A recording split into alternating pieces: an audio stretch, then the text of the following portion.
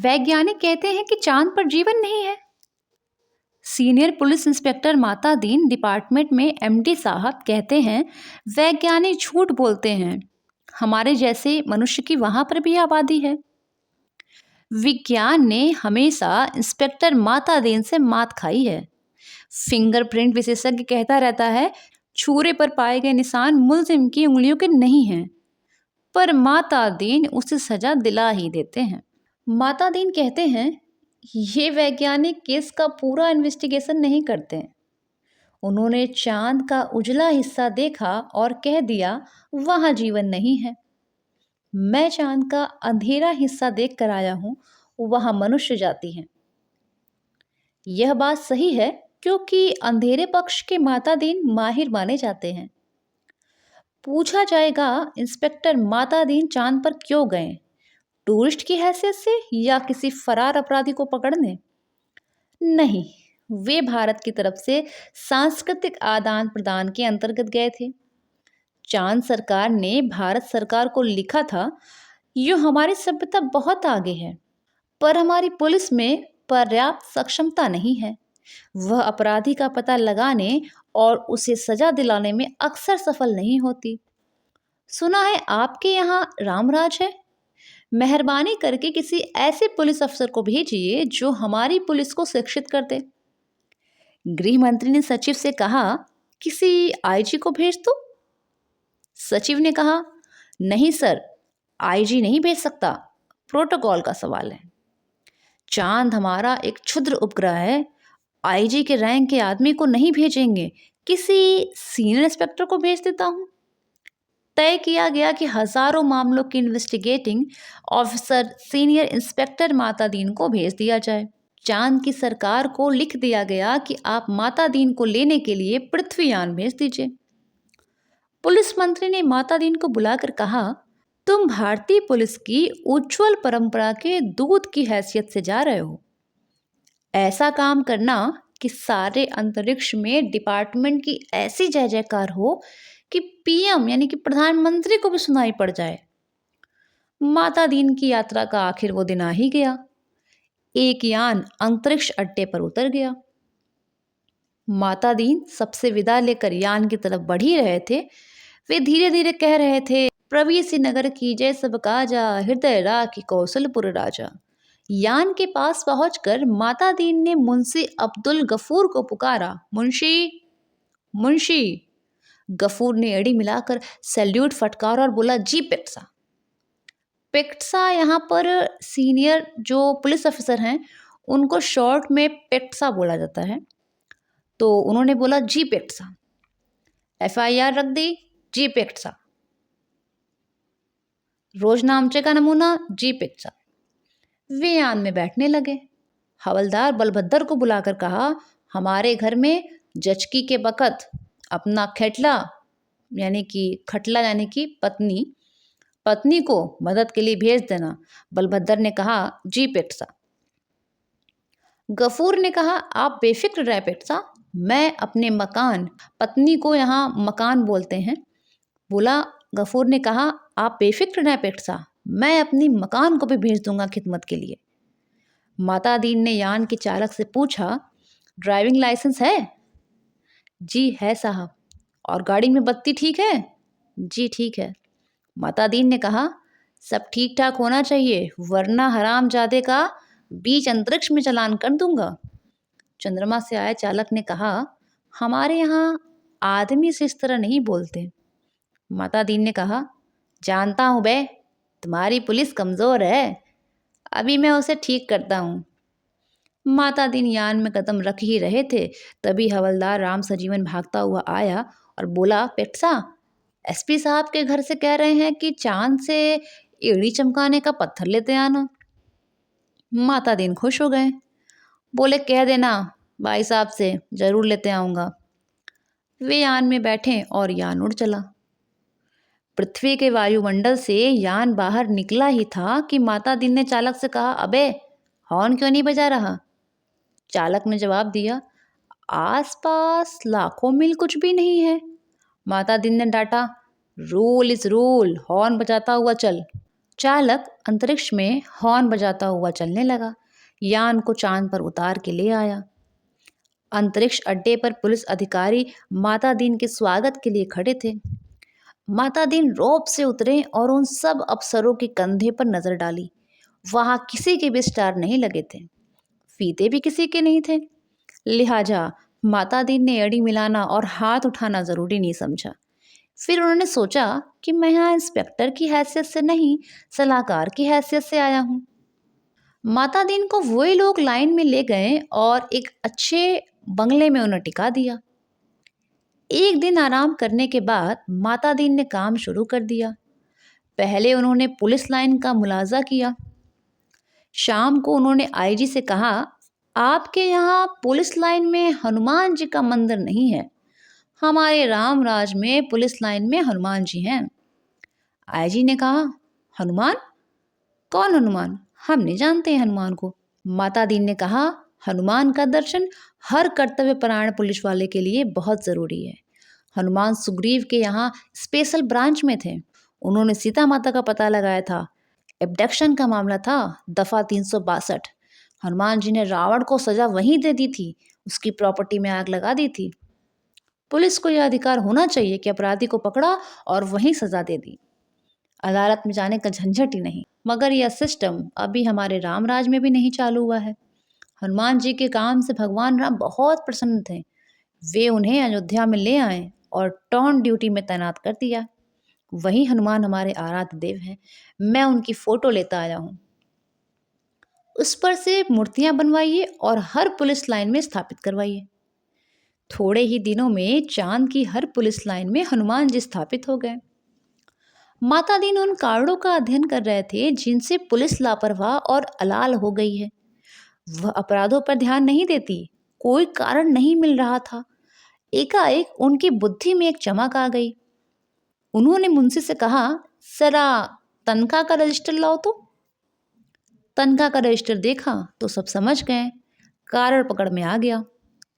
शाम को उन्होंने पुलिस मंत्री से कहा, मैं समझ गया कि आपकी पुलिस मुस्तैद क्यों नहीं है।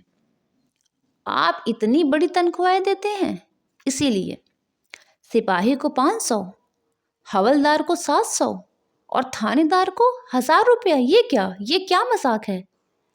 आखिर पुलिस अपराधी को क्यों पकड़े? हमारे यहाँ सिपाही को 100 और इंस्पेक्टर को 200 देते हैं, तो वे 24 घंटे जुर्म की तलाश करते रहते हैं। आप तनख्वाहें फौरन घटाइए। अब ये आप सोच रहे होंगे कि यहाँ पर 500, 1000, ये 500, 1000 1972 की कहानी है ये। पुलिस ने कहा, मगर यह तो अन्याय होगा। अच्छा वेतन नहीं मिलेगा तो वो काम ही क्यों करेंगे? माता दीन ने कहा, इसमें कोई अन्याय नहीं है। आप देखेंगे कि पहले घटी हुई तनख्वाह मिलते ही आपकी पुलिस की मनोवृत्ति में क्रांतिकारी परिवर्तन हो जाएगा।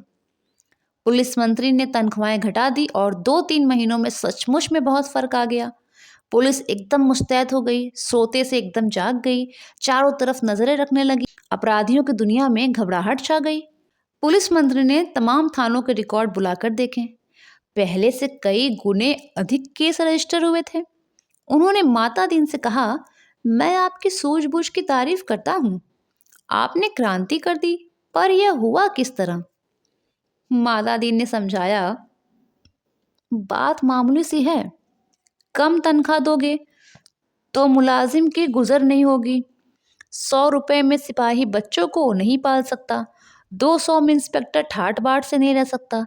उसे ऊपरी कमाई करनी पड़ेगी, और ऊपरी आमदनी तभी होगी जब वो अपराधी को पकड़ेगा, गरज की वह अपराधों पर नजर रखेगा। हमारे रामराज के स्वच्छ और सक्षम प्रशासन का यही रहस्य है। चंद्रलोक में इस चमत्कार की खबर फैल गई। लोग माता दीन को देखने आने लगे कि भाई वो कौन सा आदमी है जो तनख्वाह कम करके सक्षमता ला रहा है। पुलिस के लोग भी खुश थे। वे कहते, गुरु आप इधर न पधारते तो हम सभी कोरी तनख्वाह से ही गुजर करते रहते। सरकार भी खुश थी कि मुनाफे का बजट बनने वाला था। आधी समस्या तो अब हल हो गई। पुलिस अपराधी पकड़ने लगी थी। अब मामले की जांच विधि में सुधार करना रह गया था। अपराधी को पकड़ने के बाद उसे सजा दिलाना माता दीन इंतजार कर रहे थे कि कोई बड़ा केस आ जाए तो नमूने के तौर पर उसका इन्वेस्टिगेशन करके बता दिया जाए। एक दिन क्या हुआ कि आपसी मारपीट में एक आदमी मारा गया। माता दीन कोतवाली में आकर बैठ गए और बोले, नमूने के लिए इस केस का इन्वेस्टिगेशन मैं करता हूँ, आप लोग सीखिए। यह कत्ल का केस है। कत्ल के केस में एविडेंस बहुत पक्का होना चाहिए। कोतवाल ने कहा, पहले कातिल का पता लगाया जाएगा तभी तो एविडेंस इकट्ठा होगा। माता दी ने कहा, नहीं, उल्टे मत चलो, पहले एविडेंस देखो। क्या कहीं खून मिला, किसी के कपड़ों पर या फिर कहीं और? एक इंस्पेक्टर ने कहा, हाँ, मारने वाले तो भाग गए थे। मृतक सड़क पर बेहोश पड़ा था। एक भला आदमी वहां रहता था, उसने उठाकर अस्पताल भेजा। उस भले आदमी के कपड़ों पर खून के दाग लग गए हैं। माता दीन ने कहा, उसे फौरन गिरफ्तार कर लो। कोतवाल ने कहा, मगर उसने तो मरते हुए आदमी की मदद की थी। माता दीन ने कहा, वह सब ठीक है, पर तुम खून के दाग ढूंढने और कहाँ जाओगे? जो एविडेंस मिल रहा है उसे तो कब्जे में करो। वह भला आदमी पकड़कर बुलवा लिया गया। उसने कहा, मैंने तो मरते आदमी को अस्पताल भिजवाया था, मेरा क्या कसूर है? चांद की पुलिस उसकी बात से एकदम प्रभावित हुई। माता दीन प्रभावित नहीं हुए। सारा पुलिस महकमा उत्सुक था कि अब माता दीन क्या तर्क निकालेंगे। माता दीन ने कहा, पर तुम उस झगड़े की जगह पर गए क्यों? उसने जवाब दिया, मैं झगड़े की जगह नहीं गया, वहां मेरा मकान है, झगड़ा मेरे मकान के सामने हुआ। अब फिर माता दीन की प्रतिभा की परीक्षा थी। सारे लोग उत्सुकता से उन्हें देख रहे थे। माता दीन ने कहा, मकान तो ठीक है, पर मैं पूछता हूँ झगड़े की जगह जाना ही क्यों? इस तर्क का कोई जवाब नहीं था। वह बार बार कहता, मैं झगड़े की जगह नहीं गया, मेरा वही मकान है। माता दीन जवाब देते हुए बोले, सो ठीक है, पर झगड़े की जगह जाना ही क्यों? इस तर्क प्रणाली से पुलिस के लोग बहुत प्रभावित हुए। अब माता दीन जी ने इन्वेस्टिगेशन का सिद्धांत समझाया। देखो, आदमी मारा गया है तो यह पक्का है किसी ने उसे जरूर मारा होगा। कोई कातिल है, किसी को सजा होनी है। सवाल है, किसको सजा होनी है?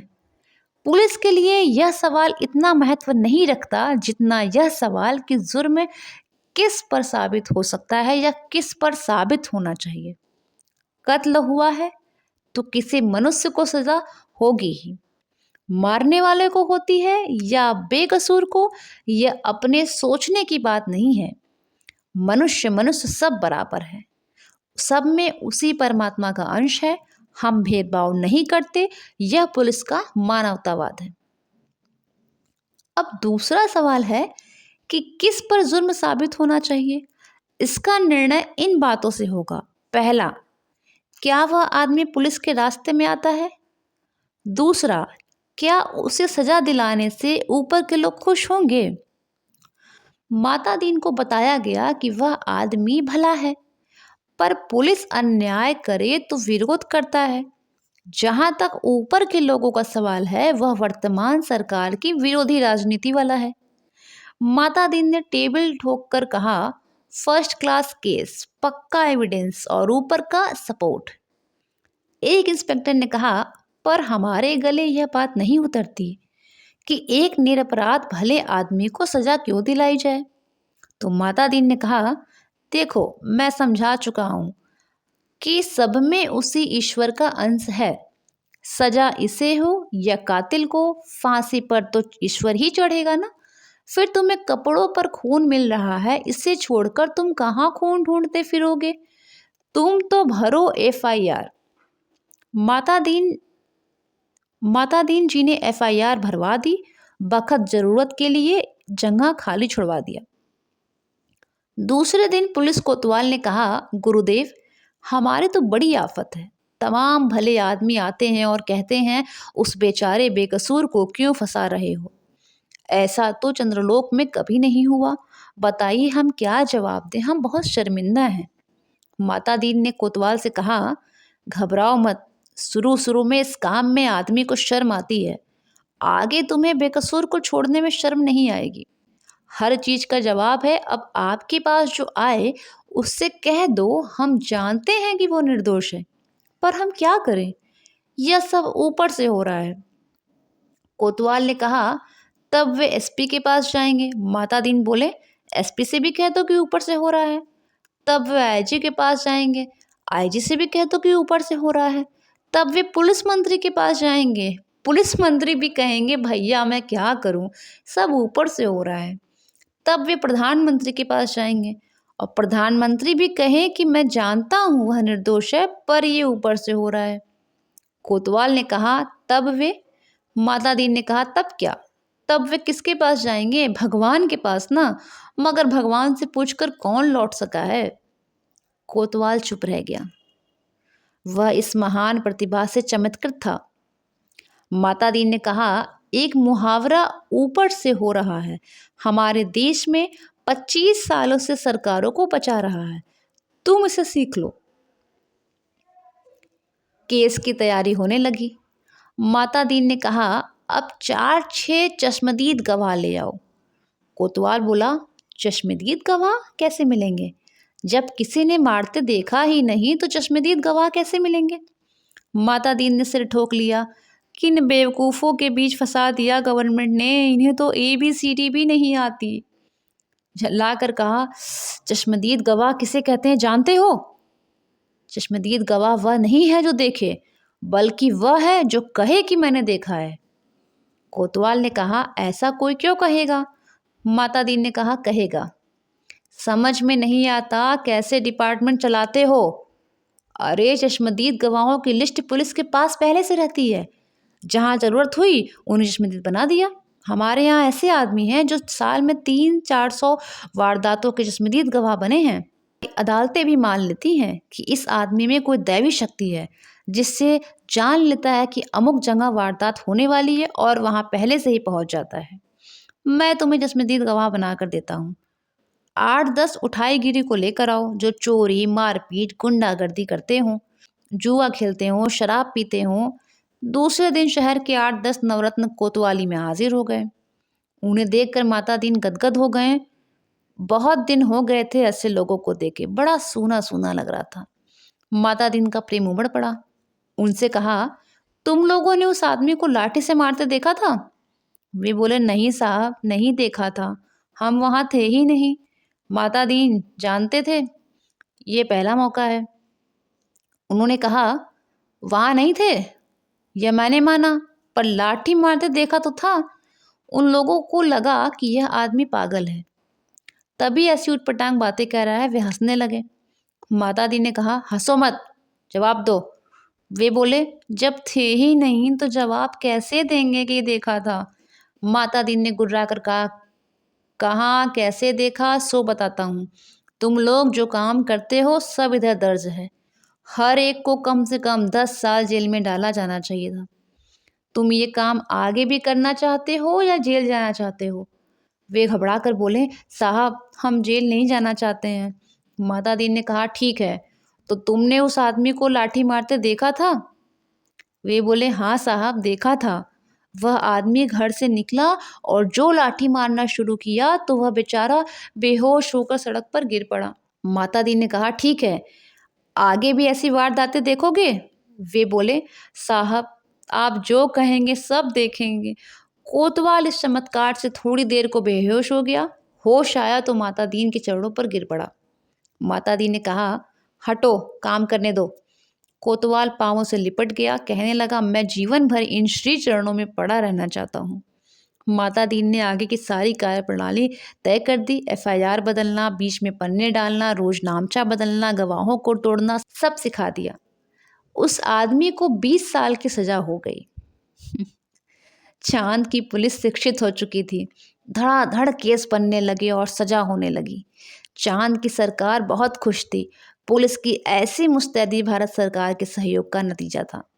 चांद की संसद ने एक धन्यवाद का प्रस्ताव पास किया। एक दिन माता दीन जी का सार्वजनिक अभिनंदन किया गया।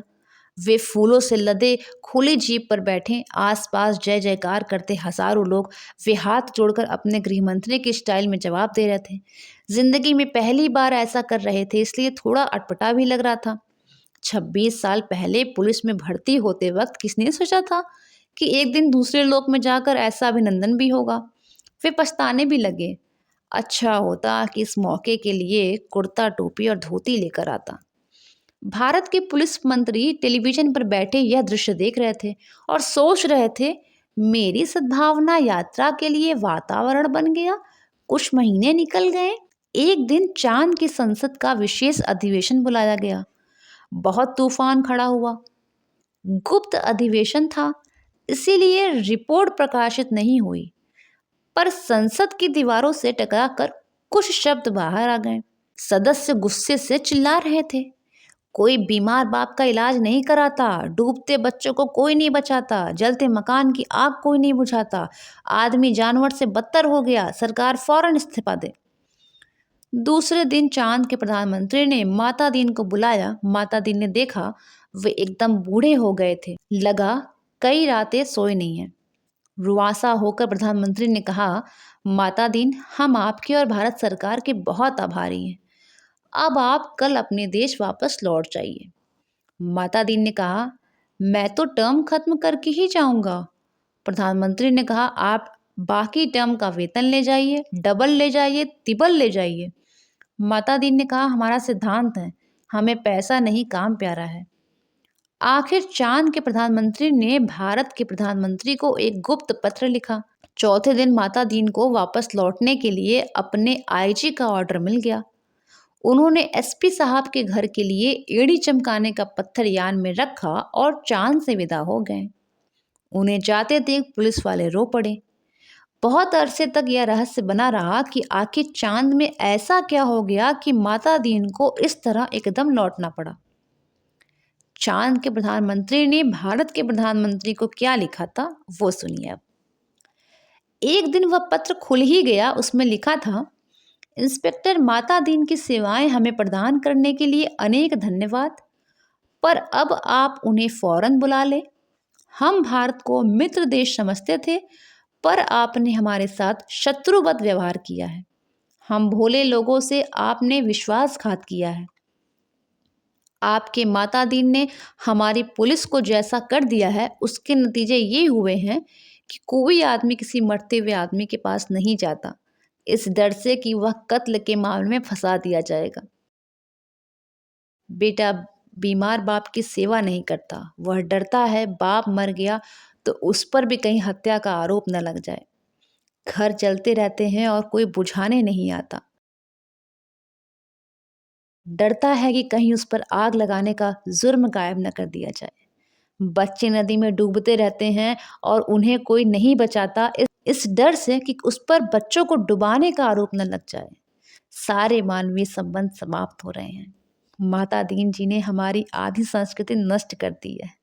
अगर वे यहाँ रहे तो पूरी संस्कृति नष्ट कर देंगे। उन्हें फौरन रामराज बुला लिया जाए। तो आप लोगों को ये कहानी कैसी लगी हमें कमेंट में ज़रूर बताइएगा और उम्मीद है कि आप लोगों ने पूरी कहानी को एंजॉय किया होगा।